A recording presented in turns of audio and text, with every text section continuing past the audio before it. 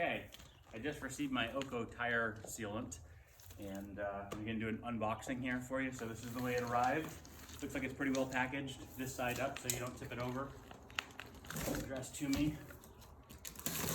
It does look like it needs to be tipped on the side to get this open.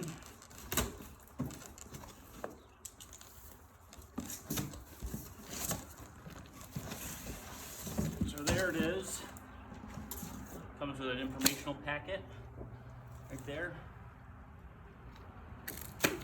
And came with a pump too. We got a pump, so that's great. So that helps get it into the tire, which is great.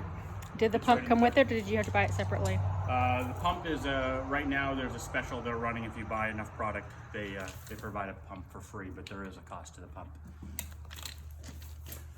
Gonna be putting it into that tractor right there. I have been bush hogging with that for a few years and have popped probably on average 3 or 4 tires a year. Just going over thorns and rocks and all kinds of terrain. So I'm really looking forward to using this product to eliminate the hassle of having to take off those big tires and transport them. So stay tuned.